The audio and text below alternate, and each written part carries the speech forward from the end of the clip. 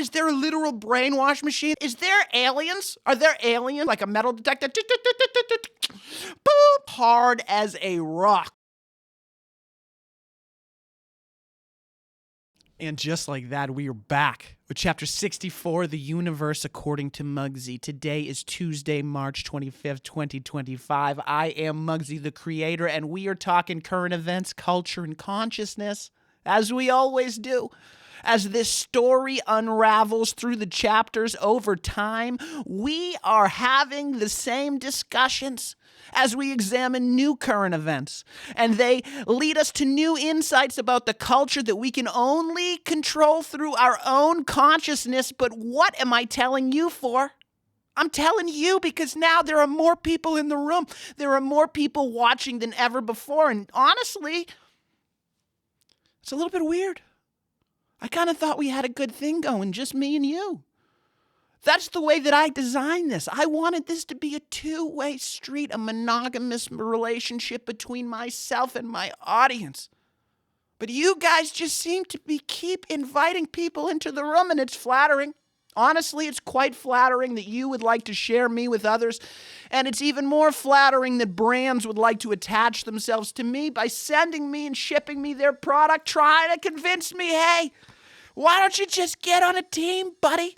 Why don't you just get on the AG1 bandwagon, and why don't you let us sponsor the show? Because we had a great thing going, you and I. This relationship with my audience who I spend so much time thinking about the way that they see the world and the way that they look at things. And the way that I see them is quite different than the way that the rest of the world sees things, and that's why I have some value. And I don't want to go clouding my perspective and my relationship with this audience that I have by accepting money from any June, Dick, and Harry who's willing to give me some money for it. All right? This is such a precious relationship that I want to nurture with you. My audience who seems to be growing because I guess the advertisers are the first ones to watch the content. So thank you very much. I am a huge fan. As my audience knows, I talk about it all the time. AG1 every morning. Meet the new generation of AG1. Hey, I am not sponsored by anybody, but this is a product I use all the time. And if you are looking to get healthier, that has absolutely helped me in a massive way. Now, I am not going to accept any money from AG1 to allow them to sponsor this broadcast because I don't want it to cloud my judgment. What happens if this new probiotic that AG1 has added to their new formula that they have changed from the one that I took for the last 5 years? What if it's different? What if it's not the same? If I accept money from them, then I can't call them out as now peddling some false goods because they changed the product that I fell in love with in the first place. That's why it's so important to draw these boundaries and make sure that this relationship that I have with my audience is a monogamous one, at least for now. If we're going to allow some threesomes into this, maybe we should have a discussion about it first, and we can't do that until you hit that subscribe button, you start liking, you keep commenting. I'm enjoying this. I'm enjoying the back and forth, and you go to patreon.com. You know all my links are at MugsyTheCreator.com. Why don't you go there? Let me hear from you. Give me a little piece of your mind. And before, I don't know where I was going with that. Let's get into it, guys. I'm so excited about this discussion. I got some stories. We're going to touch on the current events. We're going to break it back down to the culture. And then we have an interesting consciousness section of this podcast that I think everyone is going to enjoy. Now, it is wild the amount of times I could have come on to this broadcast and said, I'm right again. Check mark in the box, correct for Mugsy. But I have reserved these airways for information that I think is best examined under another light because I thought that would have helped you at the time. But I think so many people have gotten so aroused at some of the new faces and characters we have on the program that maybe it's appropriate that we use to pour a little cold water on those erections that you guys all have for Tulsi Gabbard and Pete Hegseth. Because I Swear to God, I'm standing right next to you. I was standing right next to you, fucking hard as a rock when Tulsi came out with that little wisp of gray in her hair, and she started spewing things like, let's end wars and let's stop the bombings in Yemen. And oh my God, I was somewhat fully erect, and she had been saying those things since 2018. Oh, and when Pete Hegseth came out, and he was in one of those congressional hearings, and they were asking him questions, and he was denying. He was like, that's not what I believe. That I'm going to kick all these people. I believe the first crime they committed were entering this country illegally, and I cannot wait to deport them and use the full force of the United States military and the Constitution of the United States and the office of the presidency to get these people. Oh, you are speaking my language. Oh, half the country was using that. You know what I mean by using that? Oh, and so was I. You got to ride the waves. You got to ride the waves as they come at you. We have no other choice. That's the truth of it. There's no other bandwagon to get on but the wave that's coming. So these people are saying all the right things, man. They're saying all the words that I want to hear. Oh, I love it so much. But at that time, when everybody was rock hard, like there was Viagra at the bar, and we were just lapping it up, I said I didn't want to be a wet blanket. I didn't want to be the wet blanket in the room, but I had to be. I had to tell you that no one's going to save you, certainly no politician. I had to tell you that politics is theater. And if you're watching it on a TV, of course it's fucking television. This is all bullshit. Every person that has said the right thing before they got into the office has done the opposite of what they said before they were going to get there. It doesn't even matter what you want. There's no correlation between what a politician says and what they actually fucking do. And that is the absolute truth of it. So seeing Tulsi go flippity-flop, I was not surprised. And all the little woo erections go down in the room. I'm sorry.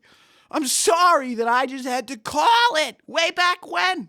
We haven't gotten out of any wars, right? Secretary of Defense hasn't gotten into Donald Trump's ear to end any fucking wars. Now, I know some people are going to come at me. They're going to say, there's a lot going on. You don't understand. You don't understand. You don't understand. There's a lot going on. Hey, listen. I've been right about everything for a fucking long time, so I think every once in a while it's time I take a fucking victory lap so that maybe you remember to listen to some of the shit that's coming out of my mouth. Because sometimes I don't know why you don't look at me like I am a mix between the Oracle, Yoda, and Mr. Miyagi with the fucking personality of Scooby-Doo, all right? Because if you were paying the stuff that, I don't even want to get into it. That was enough. That was enough of a cold bath with some of the current events that are going on here. Just remember that no one's going to do anything for you except for you. All right? And what is going on, as I understand it in Yemen, is absolutely horrible. And Tulsi Gabbard, the way that she understood it from 2018, as I remember it, until 2024, she also was under that understanding. And all of a sudden now she's sitting in the seat as the director of national intelligence, and she is singing a different tune. And it doesn't make any sense. Because the reason that we put you there was so that you don't do the exact same thing. What am I left to believe? I couldn't believe anything on this. Tulsi Gabbard, when they sit you down in that room, do they brainwash you? Is that what's going on? Is there a literal brainwash machine that you don't even realize that you walk through like a metal detector? Boop. Okay, time to bomb the Yemenis. I have no clue. What? Is there aliens? Are there aliens in Yemen? And that's what's really going on here? And now that they have disclosed that to you, you are unable to disclose that information to us. So you just have to come out like a puppet and say, listen, we really need to get the Yemenis bombing going. It's crazy. It doesn't make any sense. But when you're not talking to me, when you're not communicating effectively, maybe that's because you think I'm not strong enough to handle it, then I don't know what is left, what conclusions are me left to run to. Because I'm going to start pulling out some crazy shit because the news is crazy shit if you're paying attention. So why don't I just jump there now? That's how you end up being right about everything. That's how I knew exactly what you were going to do. When you got there, start acting like everybody else. And Pete Hegseth, I think a lot of people have been sharing a video of him reading line item by line item all the things that he is going to remove from the United States military that he cannot believe they are spending money on. Now, I want you to realize we're talking about trillions of dollars, trillions and trillions of dollars of spending here. And what he did was he read a selection of some very few things that he said, can you believe they were spending money on this? And then he said, now we're going to spend it on things that we really need, like bombs, so we can bomb more Yemenis. What is going on? I didn't expect the Secretary of Defense to come in here and start preaching peace, but I did anticipate there was going to be some reduction in the spending of defense under a new administration, under a new cabinet that is supposed to make the American people believe that they are going to do things in a different way than previous administrations had done before. They did a great job selling that. In fact, they sold it as if it was Hollywood, almost as if Donald Trump is one of the best marketers of all time. All right, so I've been sold, and we bought our tickets. Now give me the show, boy. Do all the things that you said you were going to do. And sometimes I just don't think you're going to do it. I'd love to hold your foot to the fire. I would love to be the one to hold the flame and be the one. But that pressure is only going to come from an outswelling of individual consciousness that is going to have some greater effect on the culture that is eventually going to be played out before us in front of our eyes in the current events section of what's going on.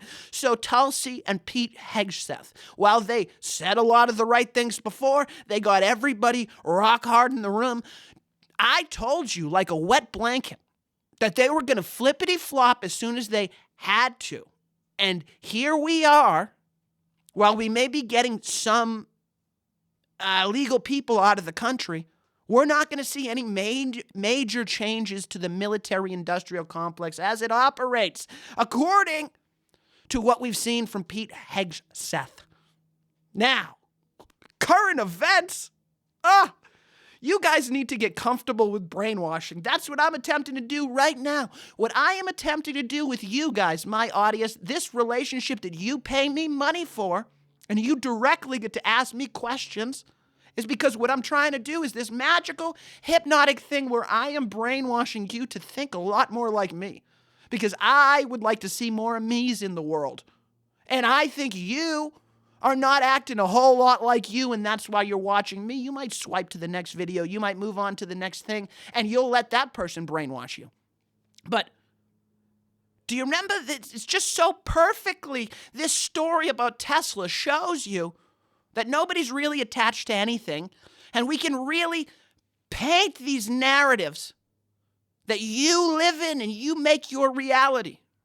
You integrate it into who you are as a person. When we learn things, sometimes we pick them up and we take them with us. Sometimes we forget we learned them at all. And sometimes we integrate them into who we are. For some reason, a lot of people thought that they were a good human being because they were driving around in a Tesla. And more than that, like more than just Teslas or electric vehicles or hybrids, you know exactly the human being that I'm talking about. Actually, we were talking about one of them last week. Oh, I don't know how many times I heard Bill Burr talk about how he was saving the planet in his Prius. Oh, were you, Bill Burr? Oh, this is full circle. Oh, you guys know exactly that. I don't want to say Karen because it's so overused, but just that person who makes one purchase with their dollars and they think that that is the only requirement of what it means to be a good individual. Because they come from such a crazy place of judgment that they have now judged themselves so harshly. Or something to that effect. I don't know exactly how the relationship works. I digress.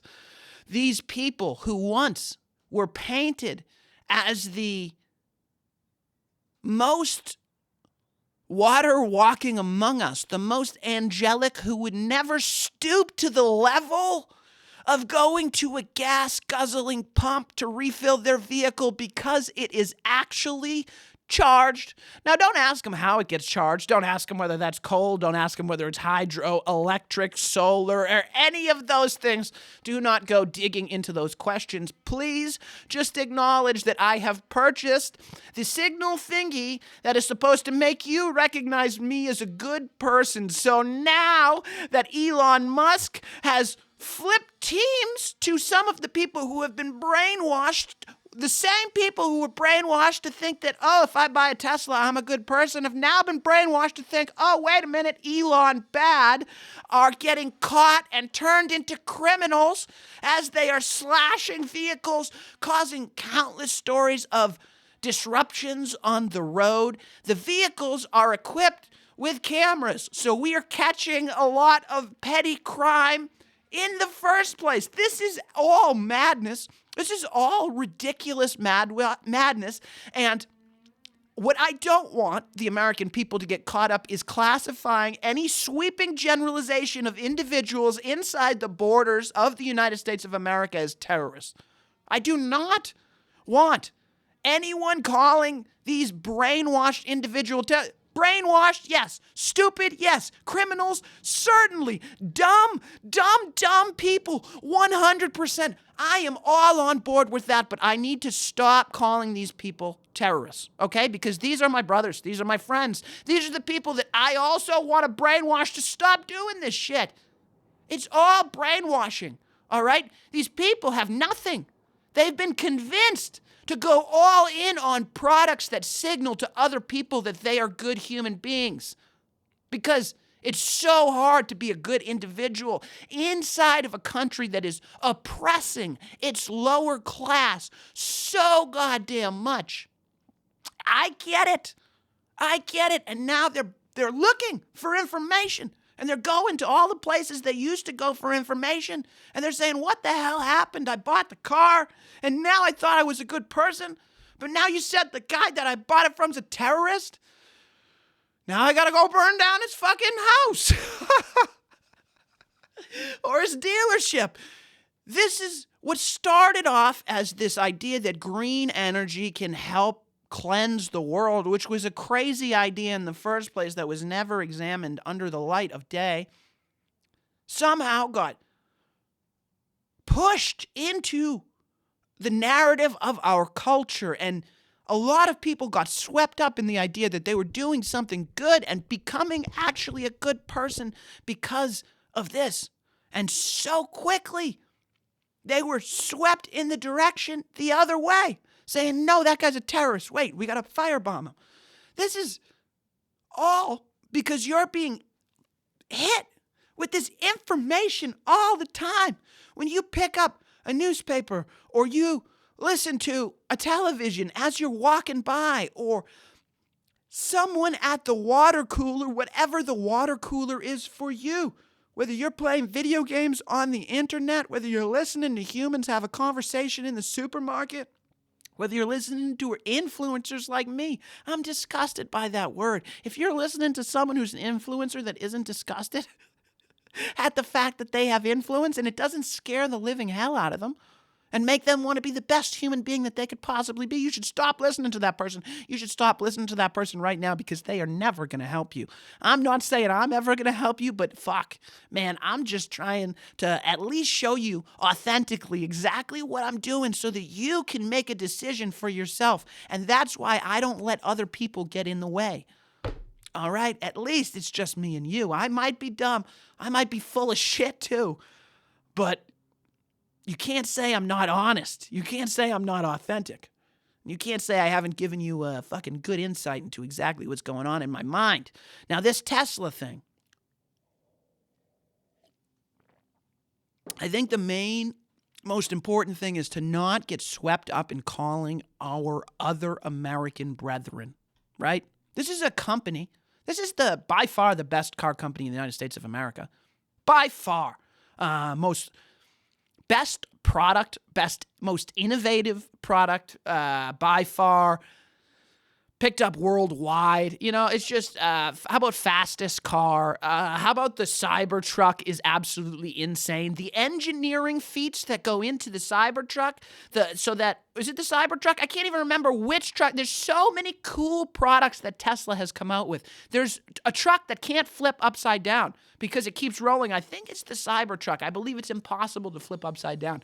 The engineering behind that, mathematics, trying to understand weight distribution of a vehicle, especially an electric vehicle, which just also had to be completely redesigned as opposed to the combustible engine that had existed for 100 years before that. Oh my God, it's absolutely insane.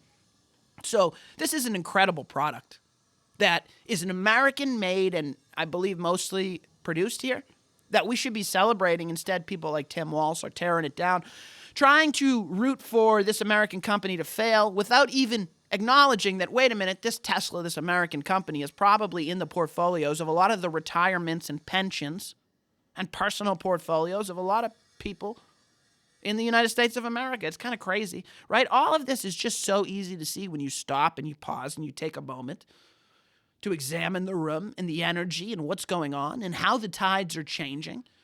When you are so tied to them, because you have integrated into who you are, what it means to be a green human being and a Tesla owner, so much into who you are as a person, what's going to happen when the guy that makes them becomes a Nazi? All right? I'm not saying he did. What I'm saying is it's possible. It could happen to anyone. Anyone could become a Nazi. They could get brainwashed too. So take what is good and here today. Use it while it's valuable. And when you need to find another way to get by, then do that. Because I think for a long time, it was a good idea to drive Teslas. And then I think a lot of people understood what went into making a lithium-ion battery. And I think a lot of people's minds changed. I think there's a lot of new information coming to light about the oil industry in general. And what we once thought was a fossil fuel could potentially be itself renewable in some way, shape, or form. There's a lot going on that if we paused and reflect and we take a moment to examine what's actually going on, maybe we're being brainwashed into thinking things have to be a certain way. When maybe, no, they don't. And if we all individually understood that, then it would be easy to come together as a culture. And then we'd see these things play out before us in real time. The problem is our culture is so screwed up. It is so screwed up in so many different ways. It's been such a pleasure interacting with humans. I didn't interact with humans for so long. It's been so nice to start meeting people again and having conversations with them and just getting to know them on an authentic individual level, because I am grateful. I'm so grateful my buddy Vig, my brown motherfucking buddy Vig, he said to me about a decade ago, he said, I think I'm going to get off social media. And I said, you're crazy. You're nuts. How are you going to keep up with people? How are you going to keep in contact with individuals? How are you going to look at people's pictures? What if you need to talk to that guy in Australia again? I said, you're nuts, Vig. Why would you ever do that? And sure than shit, he's like, nah, I actually feel a lot healthier. 2 weeks later, I'm off all social media because I'm a brainwashed motherfucker, and I let my buddy Vig brainwash me into thinking that. And it was the best idea I ever made. I was so grateful. So grateful. I think about all of the minutes that I spend at red lights, or green lights, I should say, waiting for individuals who are on their phone to hit the gas pedal because they haven't recognized that, oh, wait a minute, it's time to go. And that's their life going by before them. I never honk.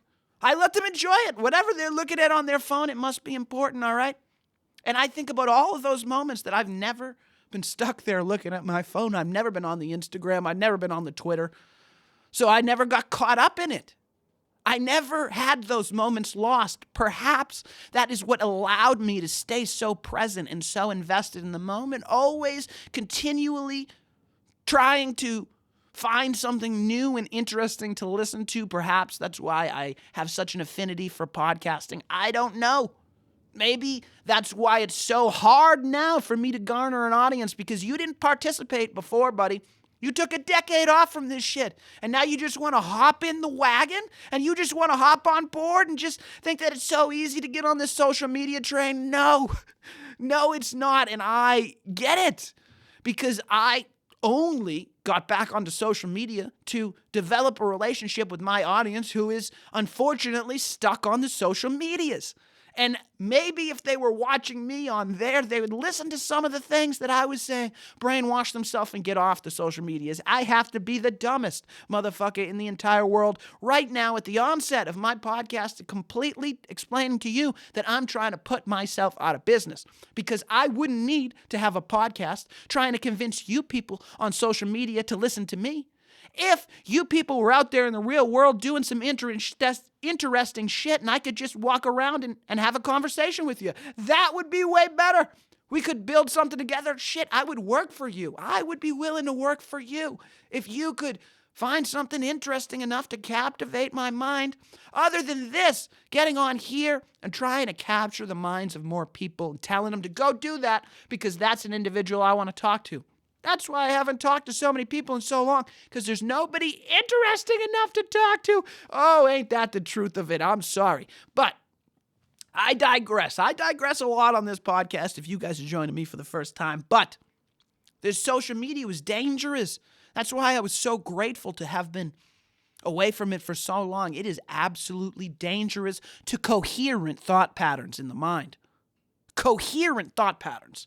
What I'm talking about is your own personal ability to take your cell phone, put it down, have a thought, and when it lights up, come back to that thought. Can you do that? Or is every time that light goes off, does it throw you into a new thought pattern, thinking about something completely different? Because you're never going to make much progress on anything if you can't think coherently. And that is what I was able to understand as I got back onto the social media networks, because what I want to do is I would like to take this podcast, I'd like to clip it up into nice, neat segments and schedule those to drop on Monday, Tuesday, Wednesday, Thursday, Friday, Saturday, and Sunday at specific times that it would reach the best audience. And I would like somebody to personally interact and comment with all those people for me. But that's not how the world works. You just can't do that, especially on multiple applications, and schedule things for different times. And how do you schedule out conversations? And how do you schedule out seeing all the cool things that everyone's doing? You can't. So every time you go on to that application, you get sucked in. You just get sucked into it. And I'm only on Instagram, all right? Instagram, Twitter, Rumble, YouTube, Patreon. That's basically it.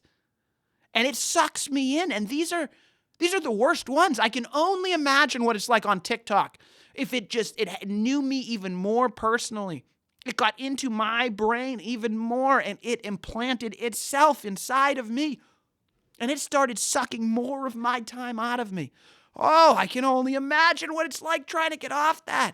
It's got to be worse than getting off crack, worse than trying to kick heroin. Those dopamine hits that you just get to your brain that are designed so perfectly for you. That's an algorithm. That's an algorithm. That's a war on your own personal mind that you can take back or you can not take back. That's up to you. I call it taking back your consciousness. I found it to be the distillation and the epitome of everything I was trying to say to you guys. Take back your consciousness. Get off these applications because they are stealing your life from you. Every green light that we sit at because someone's on their phone, imagine that's a social media application. And I'm not saying it isn't the best way to communicate too. It's a double-edged sword. You have to have the power, the discipline, to be able to use it as a tool and not allow it to destroy everything that you are, because it's so hard. And just in interacting with a lot of women, I have been looking at it through the lens of a man. Oh, would you be so surprised? Straight heterosexual man looking at it through a straight heterosexual lens for once in the last decade. Oh, I haven't been allowed to speak. But now that I have been, I don't know, granted the opportunity to be able to reach some sort of audience, I am just so scared, ultimately, for the women and their experience in this reality, which we are going to continue to break down in the consciousness section of this podcast, but this reality that they exist in, because just as I said, social media can be a tool and a weapon. For women, I don't know that they have many avenues for it to be a tool, because either end of that objectification scale is going to be almost criminally painful for your experience navigating this three-dimensional reality, because it isn't real, and any amount of it that you carry with you is horrible for your ego, which prevents you from getting in touch with your spirit and your soul, okay? Because let's, for a minute, imagine the best case scenario for a young woman where she is beautiful and she goes on to this application, I'm using Instagram, and she's showered with compliments, people that love her for the way that she looks and the pictures that she takes, that she puts out into the universe and the world, and it is reflected back to her as the beauty that she is, honestly, in her exterior, not on the inside, the part that really matters, because Instagram is just one lens. It's only the picture of who you are on the outside. And it will allow you to tweak that picture and make it look even better than it looks in reality. So something that is just okay, it's just an all right experience, we can start to tweak now. And we can make it look like an unbelievable experience where the sky's bluer than it's even possible to be in real life. And the sun's brighter and the smiles are happier and the skin is softer than even skin is in real life. And we start painting this reality that doesn't exist. And then we reflect it back to ourselves as if it does exist. So then you have a girl that's navigating the world, never interacting with the true version of herself, because she's always using that lens. And every time she wants to check on her version of reality, she goes to the same application. Yep, still pretty. Still the most perfect person in the world. Yep, every picture that I take is still a reflection of exactly everything that I want my essence to be. The problem is that picture isn't your essence. That's not how you go around interacting with human beings, you piece of shit. And you're never going to know you're a piece of shit, because every time you go to check on where people that are piece of shit are, you go to Instagram and you look for likes and you look for comments. And that's an issue, because that is run by Mark Zuckerberg and his team over at Meta. And they're controlling what you're supposed to like and all that. Now, the other side of that sword is a young woman who's not the prettiest. And she's going to be taught to come from this place of lack, because she's seeing these things and she doesn't want to take pictures because she knows her reality isn't like that. But the problem is that reality isn't reality, right? That girl that we think is the pretty girl, using all the filters and all the trying to capture the light in all the perfect ways, creating this reality that doesn't exist. It's all bullshit. So now we have this person who's stuck looking at this image of a fake reality, feeling worse about themselves because they can't have the thing that also doesn't exist. It's not healthy for anyone, I think, especially for young women. Now, I don't know if I'm allowed to say that men and women are different, but I think that they are. And I couldn't imagine being a father of a young girl and thinking that it's a healthy way to interact, whether she is the prettiest girl on the application or the least pretty girl on the application. I think it's just clear. The evidence is so clear, and we're starting to integrate that understanding into our patterns in the way that we go about life, certainly on this program. And once you find a way to interface with reality that works for you, you just continue doing it, and you don't let anyone else knock you off your path because it works for you and it's just so obvious. That's how I see that this broadcast is finding so much success, even when it's not visible to anybody else, because I can feel it all happening in real time. I can feel the eyeballs from around the world in different locations finding it for the first time, and they may not enjoy it the first time they watch it. There were so many songs from my childhood I remember that I hated the first time I heard them. And it wasn't,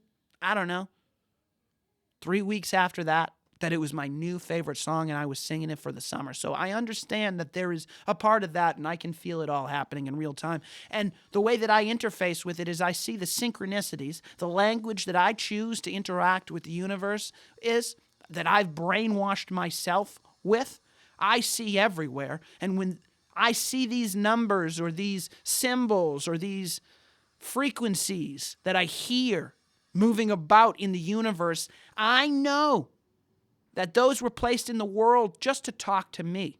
That's how I choose to see it.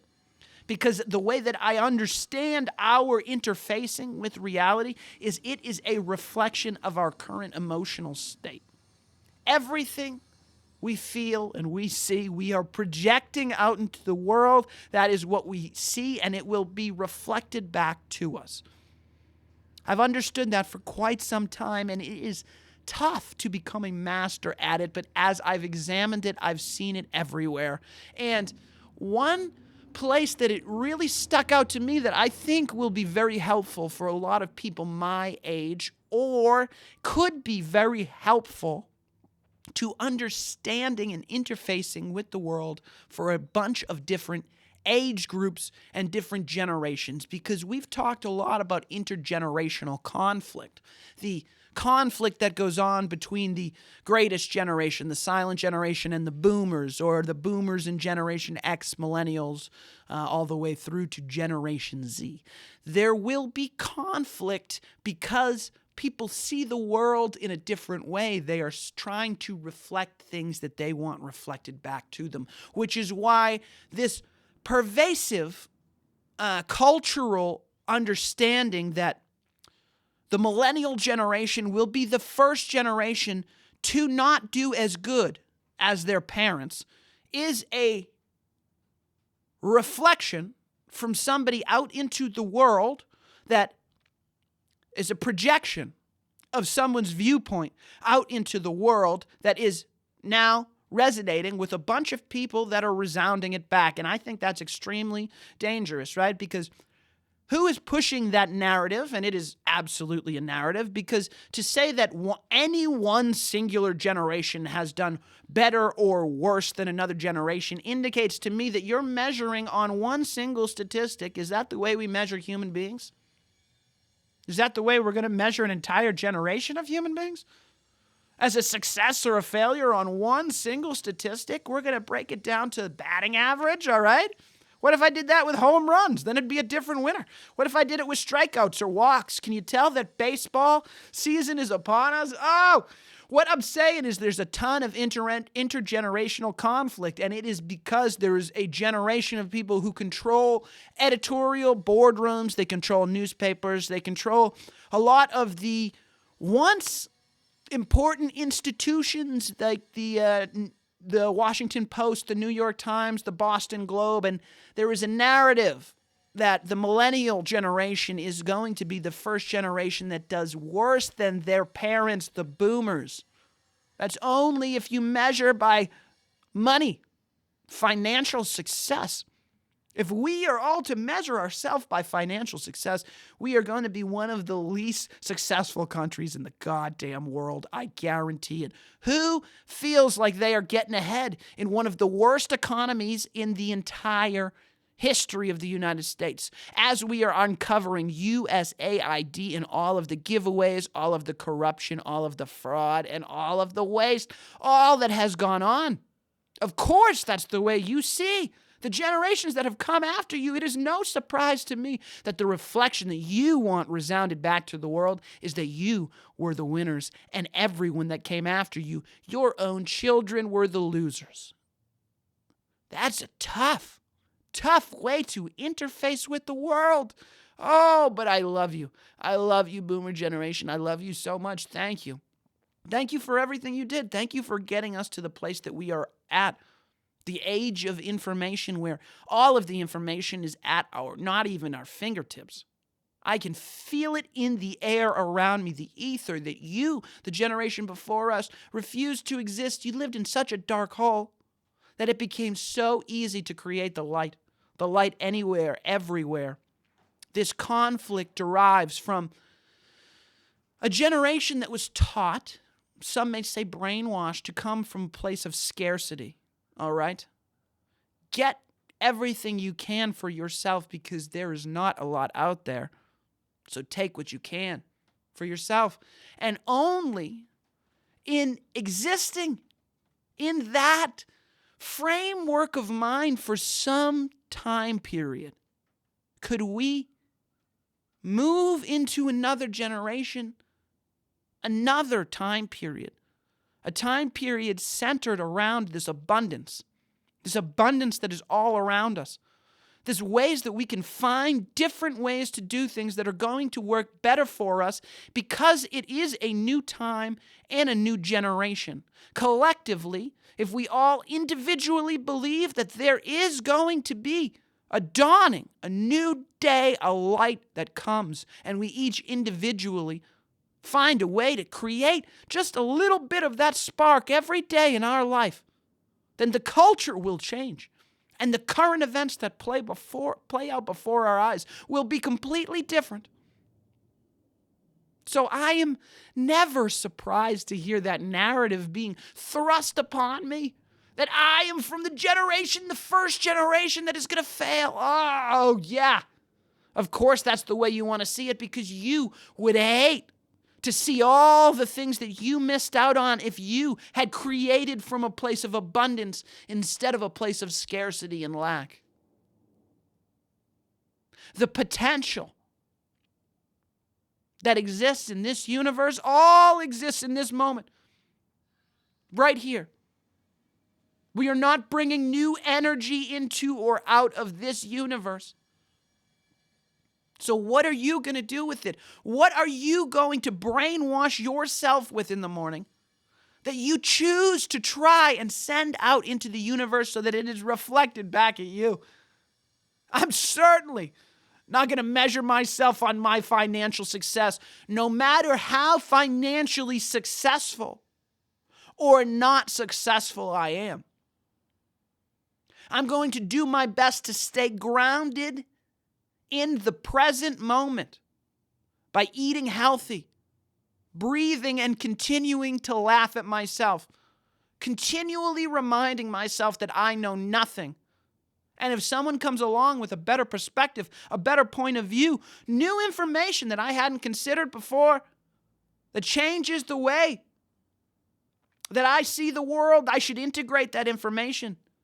If it's going to help me, if it's going to make me feel happier and freer, I should use that.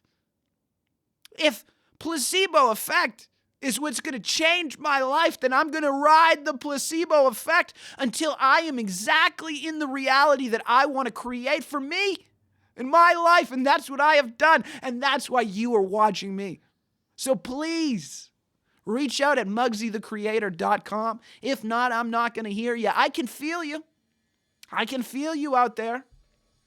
But this is an intimate relationship that I want to be monogamous between me and my audience. So while I will always, or for now, I will be a huge fan of AG1. I can't recommend it enough. I am not sponsored by anybody. I am sponsored by you. My financial success is literally dependent on how much I connect authentically with my audience and help them. All right? My incentive structures are clear. I've put it all out into the universe. You guys are doing a great job at picking it up. So reach out. What do you have questions on? What craziness did I spew out of my mouth this week that you don't believe is possible, that I've already demonstrated, I'm quite sure, that I can help navigate your life into calmer waters, guys? I love you. I love you so much. I love doing this broadcast. It is always a pleasure. There's some stuff I didn't get to. There's never enough time, but reach out and I will find a way to get in touch. I'd love you. Take back your consciousness. I am out.